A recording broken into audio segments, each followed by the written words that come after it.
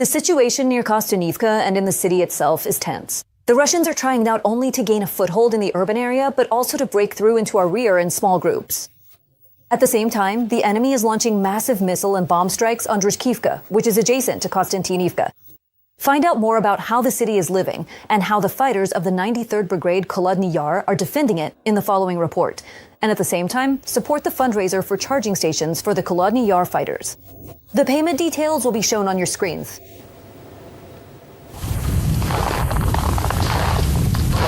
The smoke from constant fires in the now frontline town of Druzhkivka almost never disappears.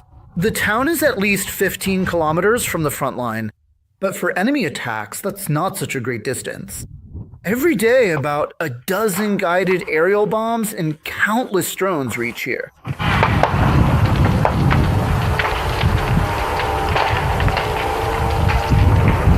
These are the consequences of a Russian airstrike on Druzhkivka.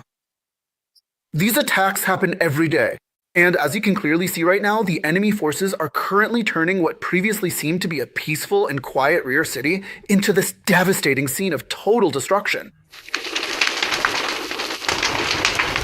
This building was hit by the shockwave after 3 cabs struck it at once, but it was finished off by the scorching hot shrapnel that flew under the roof. People are relieved that at least none of the residents were injured during the shelling.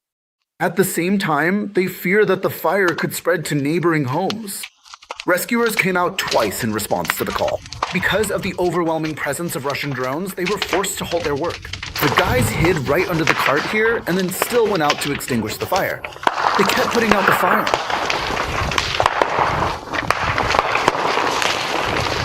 They fought the fire. I saw it myself. The firefighters kept putting it out and then left. They finally left just recently. In order to cut off the logistics of the defenders in neighboring Kostantinivka, the enemy is trying to bring all the local roads under the control of their attack drones. UAVs are attacking both military and civilian vehicles. We witness a devastating Russian FPV drone deliberately striking a parked civilian ambulance right in the busy city center area. Look, damn it, it's circling around. See? It's hesitating, I think. No, it's attacking. It's attacking. Yes, it's attacking. A yellow vehicle. Under such conditions, it's getting harder for our defenders to protect the Kostantinivka-Druzhkivka area. It's not even light outside yet, but Alexei and his comrade are already preparing for a combat mission. They'll be guarding the firing position of the Grad launcher of the 93rd Brigade Kholodny Yar from enemy drones. Small arms are the most effective tool in their work. 5-round magazine. We've managed to fit 6 rounds in here. And in our old one, let me say, there are more than 10 shot down. The moments just before dawn are the best time both for moving and for combat operations. There aren't too many drones yet, so without wasting any time, the launcher moves into the firing position, and the crew immediately gets to work. The first shots are usually for ranging. Sight set to 690, show me the compass. The Lampeter has fallen.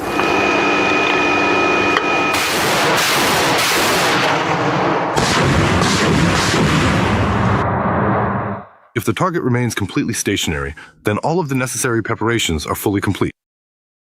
If the shots land precisely, then during live fire you can shoot as many as needed, right away.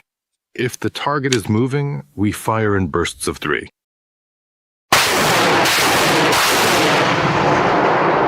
While the crew's working, Alexei and his comrades keep a close watch on the sky.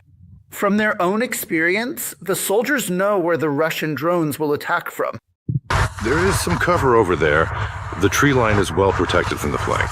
If they come in, they'll come in from this side, from the open area.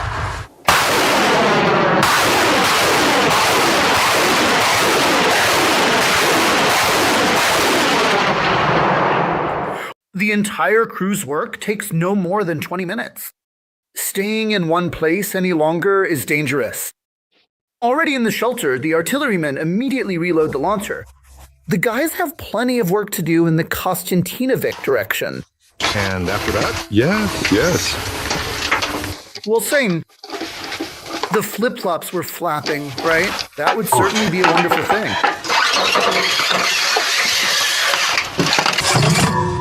Every day we work through a package, sometimes 1.5. Well, for now, unfortunately, that's how it is. But everything is going well right now. Everyone remains incredibly strong and healthy, and we know for certain that the final victory will be ours as we continue to beat back the cruel occupier. They will continue to fight with everything they have, because the ruthless enemy simply leaves our people with no other choice but to stand their ground and defend their home. The Russian army threw its best forces at Pokrovsk and Mirnograd, but instead of a lightning breakthrough, it ended up in a bloody meat grinder. A high-ranking Ukrainian general has stated quite explicitly, if the defense forces can successfully maintain their defensive positions until the spring, the Russian army will be exhausted both physically and morally, which means the Kremlin's strategic plans to seize the Donbas region could finally face a total collapse. And now, more details in our report. You are watching the Glavrad Show. I'm your host, Yevhen Serov. Like and subscribe to the channel. The Pokrovsk-Mirnograd agglomeration in Donetsk region is currently one of the key targets of the Russian offensive. It's here that Russia has concentrated its largest and most combat-ready group of troops. The Kremlin placed a strategic bet on this section of the front, hoping to quickly break through the Ukrainian defenses and secure a significant political and military trophy. Moreover, as early as the end of last year, Russian propaganda hastily announced the complete occupation of Pokrovsk and Mirnograd. However, the reality turned out to be completely different. These statements remained nothing more than an informational bluff, unconfirmed on the battlefield. Back at the end of the summer of 2024, Russian army units did indeed approach the outskirts of these cities. The situation looked extremely dangerous, but Ukraine quickly redeployed reserves, strengthened its defenses, and stabilized the front, thwarting the scenario of a rapid fall of the agglomeration. Intense, relentless, and extremely fierce fighting in this specific direction has been continuing without interruption for 1.5 years already. The absolute peak of strategic tension came at the beginning of autumn 2025, when Russian troops managed to break through the Ukrainian defenses in the south of the agglomeration and begin to penetrate into residential neighborhoods. It was at that moment that the Kremlin decided that victory was near. At the end of October, Russian authorities claimed to have supposedly completed the encirclement of Ukrainian forces in Krasnoarmysk and Dimitrov, names that Moscow still uses for Pokrovsk and Mirnograd, relying on Soviet-era toponyms.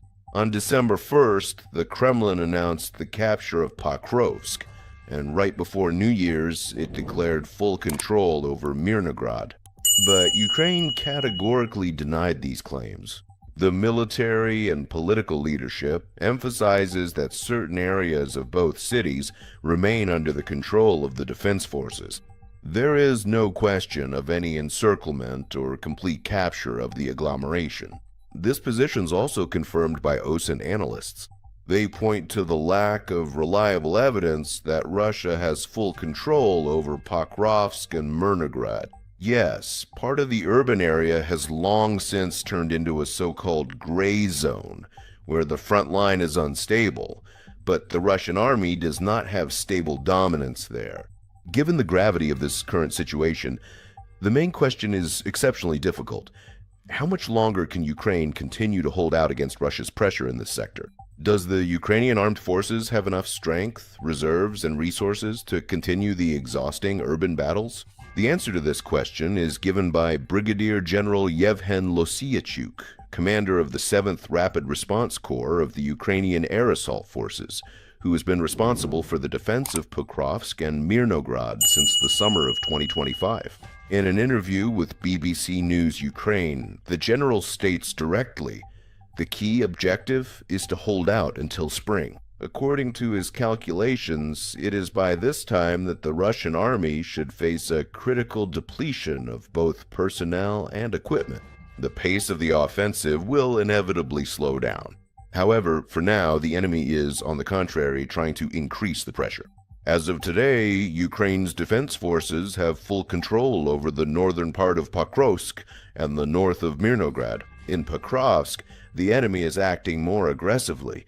They're trying to push through the defenses to the northwest, aiming to reach the settlement of Grushini. According to Losyachuk, this specific direction is currently the primary strategic objective for the Russian forces. Certain enemy units are attempting to maneuver stealthily between Ukrainian combat positions in the northern part of the city, moving well beyond its limits. But these attempts are strictly localized in their overall nature and do not lead to any significant or enduring tactical results.